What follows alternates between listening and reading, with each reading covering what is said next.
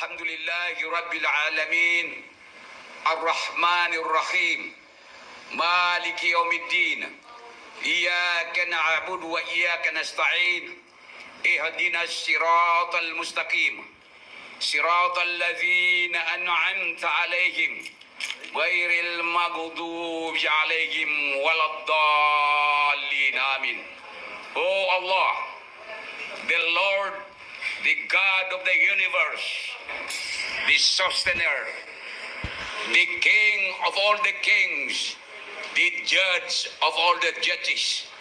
Oh Allah, grant this momentous occasion a very fruitful, the fruitful for peace, the fruitful for prosperity, the fruitful for development.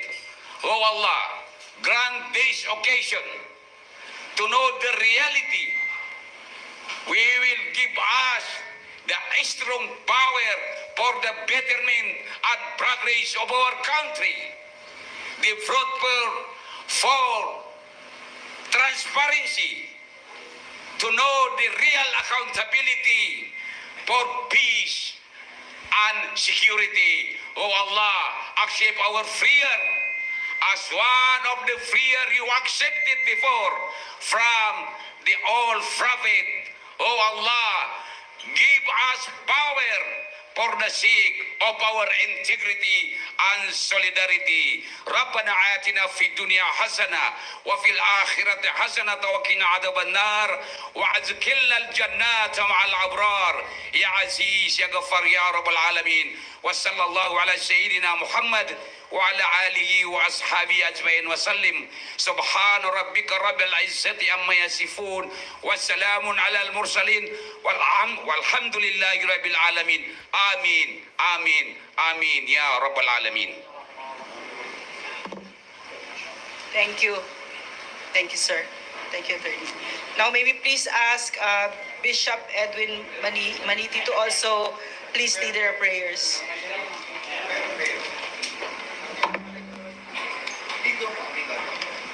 Let us all bow our head and let us revere the sweet presence of the Lord Almighty in our midst. Diyos aming Ama na siyang makapangyarihan sa lahat, Diyos na siyang lumalang ng langit at ng lupa, Diyos na siyang prinsipe ng kapayapaan. Dalangin po namin, Panginoon, una sa lahat, ang magpasalamat sa iyo sa napakagandang araw na ipinagkaloob mo po sa amin. Isang araw ng pagtatagumpay para sa lahat ng mga anak mo. Naniniwala po kami, Panginoon, ikaw ang siyang namamagitan sa lahat ng aming mga gawa at mga lakad dito sa lupa upang isakatuparan mo ang iyong ganap at mas mataas na kalooban sa aming lahat. Dalangin po namin sama-sama ngayon, Panginoon, ang patuloy na pagbibigay mo ng kapayapaan para sa aming bansa. Tulungan mo ang aming pagsasama-sama ngayong gabi sa lugar pong ito. Kasihan mo kami ng iyong banal mong Espiritu, O Diyos, Espiritu ng karunungan, Espiritu ng pagmamahal, Espiritu, O Diyos, ng kalakasan na nagmumula sa iyo. Tulungan niyo po kami, Panginoon, upang aming masabi ang lahat ng katotohanan lamang sa aming kalagitnaan. Sa iyo ang papuri, pasasalamat, sa ngalan ng Ama, ng Anak at ng Espiritu Santo. Amen. Thank you, Bishop. In starting, bakit ba tayo nandito ngayon? May nangyari na naman as if it wasn't even clear enough to us na ang Marcos administration ay mapasupil at abusado at arrogante, as if hindi pa napakarami ng atraso ng Marcos administration sa atin.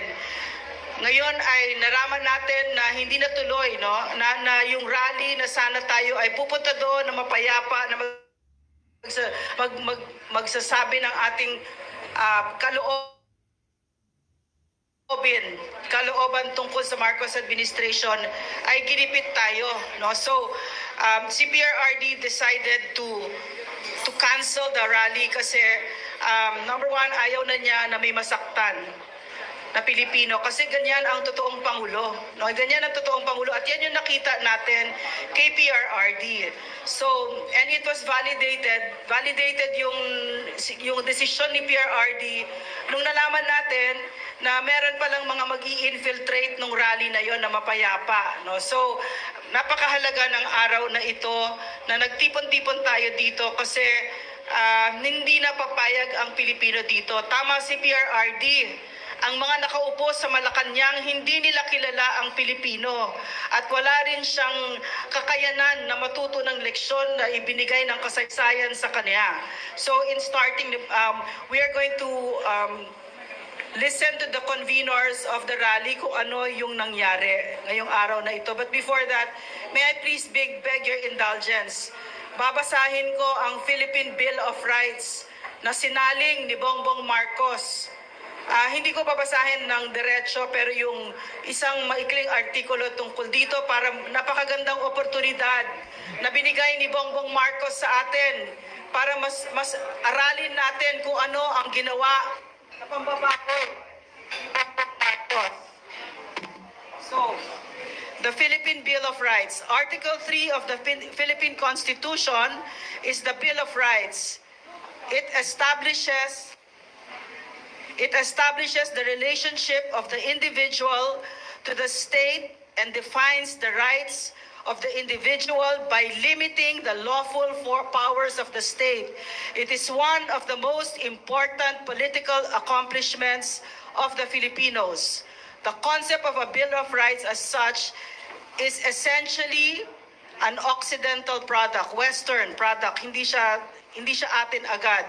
For a number of centuries in British, French, and American political thought, there has grown the conviction that the rights of the individual must be preserved and safeguarded, not through the authority of an individual, nor through the membership in a particular group or party, not through reliance upon force of arms, but rather through the accepted processes of the declared constitutional law. Manifestly, such a concept places a high value on the individual in relation to the state. It also places a high value on the law and its validity. Okay, so the political journey, the political history of the Philippines since the middle of the 17th century was not conducive to the type of growth. Whatever the Filipino came to know of the liberty and dignity of the individual under 3 centuries of Spanish dominion was provoked rather than inspired. Spanish rule was absolute, and under it, the liberty of the individual became a matter of the grant of the ruler rather than the right of the ruled. It was a government of men, not of laws. The rights of the Filipinos as rights were no conspicuous part of Spanish political thought. So sa madaling salita, napakahaba nung biyahe natin na umabot tayo, na nagkaroon tayo ng Bill of Rights na ngayon ay sinasalig ni Bongbong Marcos. So without further ado, nawala. I'm going to introduce to you the conveners dito sa press con para sabihin nila kung ano ang ginawa ng Marcos administration sa rally natin. Okay. Ang nagsulat nung binasa ko ay si Robert Ora Smith. So pinakita lang niya na, kasi hindi ko alam yun na yung Article 3 pala ng Constitution natin, yun pala yung Bill of Rights. Hindi yun binibigay ng isang pangulo or sino mang tao. Kung hindi, dahil sa tayo ay tao, yun lang ang kondisyon kung bakit meron tayong ganitong karapatan. Hindi ito ibinibigay na parang regalo sa atin. Atin yun. Kahit na napanganak ang anak mo na walang kamay, may kapansanan sa pag-iisip, hindi nakakakita, walang paa, etc., tao pa rin siya at meron siya inalienable rights dahil tao siya. Okay. May I please have the list of the conveners? Thank you. So, Verdel De Lovantos, please. Okay. Verdel. Yeah. De Los Santos. Pwedeng pakilala mo, sir, kung sino. Kasi buti siguro po na lang yung mga conveners tapos sila magpakilala ang sarili nila.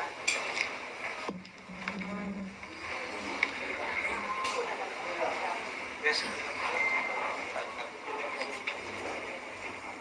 Yung mga conveners, guys.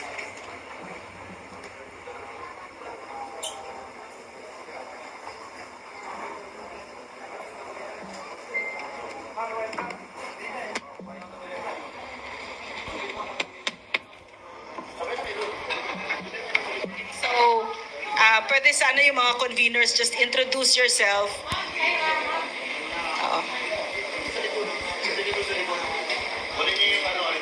Yes, yes, please. Thank you, Dr. Doreen.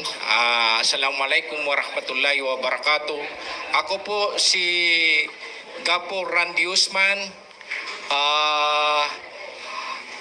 1988, na-elected si Mayor Rodrigo Duterte sa Davao City. Then ako, na-elected din Barangay Kagawad 1989. 6 years term yun kasi yung panahon na yun kung ano ang term niyon, 6 years yung mga barangay officials. Then i-appoint naman ako ni Duterte yung 2001 na deputy mayors hanggang 2021. Almost 20 years ako nagiging deputy mayor sa Maranao Tribes. Kasalukuyan po ako ay tumakbo na gobernador sa Lanao del Sur dahil nakita namin ang kagandahan na papaano natin matutuloy yung ginawa ni Presidente Duterte yung panahon na siya ang presidente. Okay, ako po si Dr. Edwin Maniti, taga Angeles City at isang pastor. Ako po si Verdel De Los Santos from Bulacan, regional organizer ng TAPS Coalition, Central Luzon. Magandang gabi po sa inyong lahat, mga kababayan. Ako po si Placido Piloso po. Isa rin pong regional organizer ng Central Luzon. Ako po ay Tubong Bataan. So, maraming salamat, sirs. Pari po bang ikwento ninyo, would you like to proceed that way? Ikwento nyo muna, magbigay muna kayo ng statements ninyo kung ano yung nangyari. Kasi napakarami nating mga kababayan nandun na, may marami pang galing sa Mindanao. Gusto namin malaman yung katotohanan from the conveners themselves.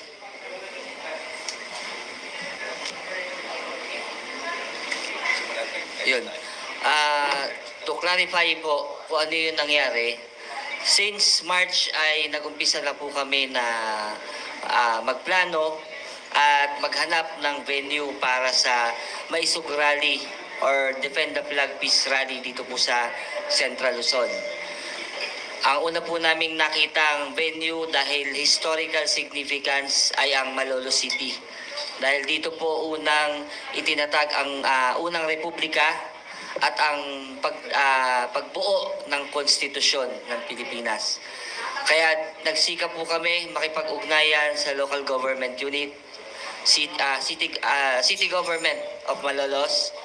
Ganon din naman nakipag-coordinate po kami sa provincial capital para hiramin ang public place kagaya po ng Bulacan Sports Complex at ang Malolos City Convention Center. So, batay po sa Batas Pambansa 880 ay sinunod natin yung ano yung mga proseso, ano yung mga dapat at hindi dapat gawin. Binalangkas po namin ng maayos, gabay ang aming mga lead convener para hindi po kami magkaroon ng lapses. So sinubukan po namin na magpa-schedule. Una po kami nagpa-schedule sa sports complex. Kala namin okay na. Pero nung naipencil na po, ilang araw lang binawi na ulit. Ganon din naman yung nangyari sa Malolos City, mas marami pong beses kami nagpabalik-balik kasi ang setup, ibibigay sa amin yung schedule, bukas, iba na naman. Hanggang sa magkaroon ng mga conflict, umabot po kami ng April, wala pa rin naibibigay na malinaw na schedule. So muli po binalikan namin yung Batas Pambansa 880 kung saan ang pagbibigay ng permit at hindi pagbibigay ng permit ay naging malinaw. Nakalagay po sa Section 4, kapag private property, hindi na po kailangan kumuha ng permit. Yun po yung malinaw sa Batas Pambansa 880. Kaya naman, una po kami nag-attempt ulit na manghiram ng isang industrial park, isang venue na private. Muli po ay nakipag-coordinate kami sa local government dahil ang nakalagay po doon, wala mang permit pero kailangan i-coordinate, ipaalam sa local government unit para ang seguridad at ang kaayusan ay masigurado po natin. So ang nangyari, okay, nakipag-coordinate po ulit kami sa even sa Provincial Police Office ng Bulacan dahil nga po dumadaan tayo sa tamang proseso. But it so happened, after 4 days, binawi yung approval ng unang industrial park na hiniram namin dahil ang nagpasya daw po ay ang board. So, hinayaan na lang po namin. Afterwards, nakakita po kami ng bagong venue, isang maluwang na open field na again, private. At ito nga po yung Bustos, Bulacan. Doon po sa Bustos, Bulacan, direkta po naming nakausap yung relative or yung authorized representative nung may-ari. Kasi yung may-ari po mismo ay hindi na nakakaharap dahil gawa ng health conditions. So yung pong kausap namin ay siya mismo yung aming hinilingan sa pamamagitan po ng isang kasulatan na tinatawag naming authority to use the property. So pinirmahan po namin parehas yun.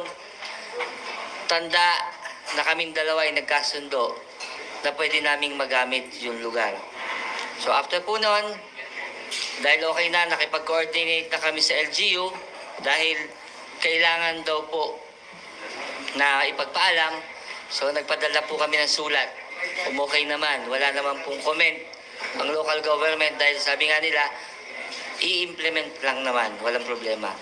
So, nagulat kami, meron pong pumunta doon sa bahay nung kinausap namin. Unidentified na 3 lalaki, naka-jacket, at hindi po pinakita yung ID. Sakay ng 2 SUV, at maliwanag yung sinabi po dun sa may-ari na huwag nang ituloy ang Maisog Rally sa Bulacan.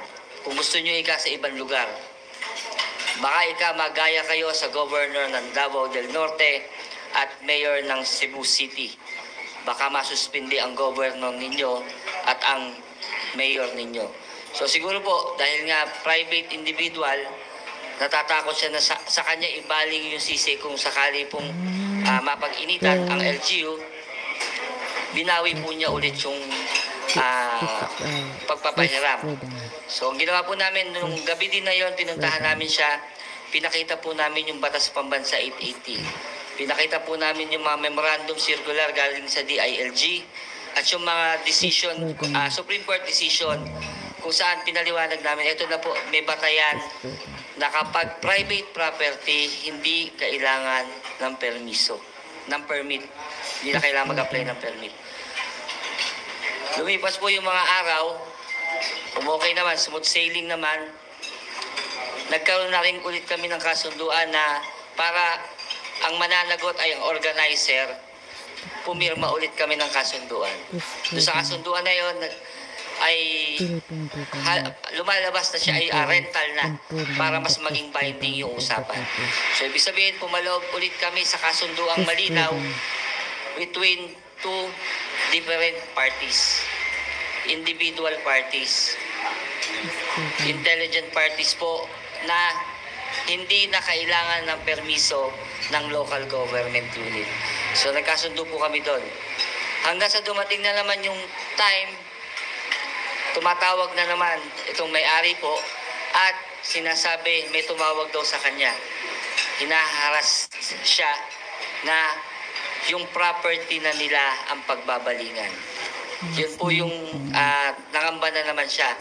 So ang sa amin, wala tayong dapat pangamba. Yun yung lagi na pinapaliwanag sa kanya. Pero pilit niyang ini-insist na mayroong nasa likod ng mga paghihigpit, ng mga pananakot, ng mga panghaharas sa kanila. Kaya ang ginawa po natin, makipag-ugnayan ulit tayo sa LGU. Nilinaw natin na wala na pong dapat i-atras. Kaya dapat natin ituloy yung peace rally na ito. So nagpatuloy po tayo hanggang sa dumating ang April 28, ngayon nga po yun. Ay, bago mag-April 27, kahapon, April 27, nagulat po kami yung buong paligid ng property ay mayroong 10 tarpaulin na nakalagay private property, bawal gamitin. At may nakalagay pong pangalan doon na attorney. So nagtataka kami bakit biglang merong ganong announcement na tarpaulin na meron po kaming existing na kasunduan. So ang iniisip namin, bakit paiba-iba? Nalaman namin, kinagabihan ng April 27, may pumunta na mga pulis para papirmahin yung may-ari. Written, ano na siya, typewritten na siya, or ibig sabihin, gawa na siya, ready-made na siya, na pirmahan yon na hindi siya pumapayag. So, on that part, parang medyo nakakaramdam na talaga kami na may pressure, meron ng pagkilos na hindi naaayon sa batas. So, umaga po kanina, nag-uumpisa na kami mag-set up ng stage. Inaayos na rin po ng SMNI yung kanilang mga equipments. Bigla po dumating ngayon itong attorney Jose Cruz na kung ipagtabuyan po kami doon sa lugar ay nakita naman po sa social media kanina how he treated everybody on the field, na in-expect namin as a lawyer ay magkakaroon ng maayos na pakikipag-usap. Sinabi namin, hintayin lang po yung lawyer na kasama natin, pero hindi na po naintay at gusto po paalisin agad kami dun sa property. So sinunod naman po natin dahil ayaw nga natin ng gulo. Ayaw natin na sa atin magsimula yung mag-trigger yung commotion. Kaya sinunod po na, nandun po si Bishop kanina, kami po, hanggang sa inintay po namin yung time na mapapayag. Pero up to the last minute, nagulat kami. Mismo siya pa yung nagsabi, yung client niya, gusto nyo i-demanda nyo na ng breach of contract. So meaning to say, siya mismo alam niya na yung client niya ay mayroong nilabag na kasunduan. So on that part, dapat siguro beforehand na pumaloob yung lawyer, sana nakipag-usap din muna sa conveners para hindi nagkaroon ng komosyon kanina doon na parang basta ka nagtataboy. Ang mga kapulisan, naintindihan po natin sila kasi wala naman po silang power na basta mag-eject doon, not unless merong court order. Pero ang ginamit lang pong basis ay yung letter na complaint na ibinigay sa PNP, kung saan meron din pong discrepancy. Ikukwento po mamaya ng kasama kong organizer para mas maintindihan po natin yung naging pag-uusap, yung kasunduan. So ganun po, hanggang sa ma-cancel na nga yung event. Kaya nakakalungkot po dahil lahat po tayo gumastos na ng ating airfare sa sarili nating bulsa. Voluntaryo tayong nagsikap na magsama-sama para manindigan para sa bayan. Pero all of a sudden, dahil lang sa pag-abuso sa kapangyarihan, sa panggigipit, sa pangaharas, nawala po yung dignidad bilang isang pinuno ng bayan. Kaya ang sa amin po, kailangan natin ng hustisya. Kailangan nating ipakita sa taong bayan na nasa na yung pinuno, mga namumunong may political will, yung tumitingin sa batas. Yun po yung inaasahan natin. So on that part, ay hinihikayat po namin, hinihiling namin sa inyo, buksan po natin yung kaisipan natin. Are we on the right track? Nasa tamang pamamahala pa ba tayo? Kasi kung ganun po yung nangyayari, what more yung mga nasa laylayan? Kung paano tayo sinisiil, bakit po nadadamay yung magandang layunin na pinagsisigawan po natin sa punto ito. Kaya sana po sa lahat ng Pilipino, maging open-minded po. Buksan na natin yung kaisipan natin. Masyado ng iba yung sistema, yung daloy na sistema nakikita po natin. Yun lang po. Idagdag ko lang po, bago po yung pangyayari na yan na talagang pagtataboy sa atin, noong April 26, nagpunta po kami sa munisipyo ng Bustos para po muli humiling sana na tayo po ay bigyan ng permit para po maidaos po natin ang ating pagtitipon dapat kanina ng matiwasay. So, dahil alam naman po namin na talagang kami ay hindi mapagbibigyan sa naturang permit dahil nga po meron ng pressure, nagpa-receive na lang po kami sa kanila ng mga karagdagang dokumento na kung saan magpapatibay at magpapatunay na ang may-ari talaga pong sumasang-ayon na gamitin po ang kanyang pasilidad para nga po sa pagdaraos ng rally natin dapat kanina. At nagpa-receive po tayo ng authority to use property. During the time na nagpunta po kami doon, siguro binubuo po kami ng mga 8 o 7 katao. Kasama din po ang SMNI, representante ng SMNI. At sa unang pasok pa lamang po namin sa opisina, nakaramdam na ho kami na talagang ipepending kami. Sa regular process po kasi ng pagpapareceive sa isang opisina o sa isang munisipyo, napakabilis po niyan i-receive lang naman po yan, di po ba? Pero during that moment, nagtaka kami bakit sobrang tagal, as in sobrang tagal. So inoorasan ko, nung nakaka 10 minutes na, tinanong ko na po yung babae na pinag-aabutan ko ng paparisiban at sabi ko, paano ba yung proseso nila sa pagre-receive? Bakit napakatagal? Kasi ako may hinahabol pa ho kaming oras. So, ang sagot niya sa akin, hinihintay pa ho kasi namin si Sec. Kasi, primero, ang sinabi, merong meeting. So, sige, hintayin natin. So, pumasok po siya dun sa kabilang kwarto. Nagtagal po siya dun ng siguro mga less than 10 minutes. Then, pagbalik niya, umupo siya, inayaan ko lang.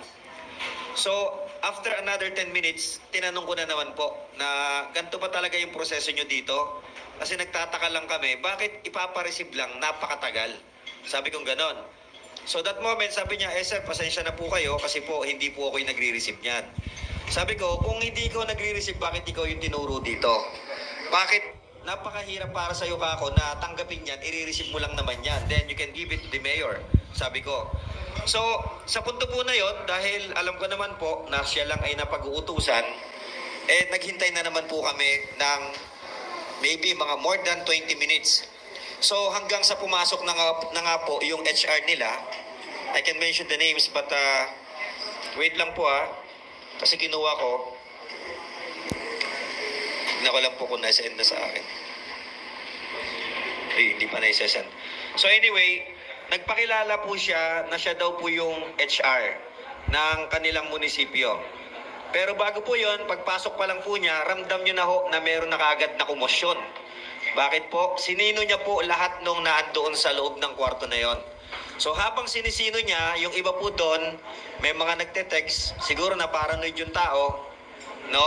Pinagsasaway niya po yon. Meron pa hong moment na parang nakita ko, inagaw niya pa yung cellphone Sabi ko, ay bawal yan, bawal mag-camera dito, ganyan-ganyan. Ikaw lumabas ka. Pinapalabas.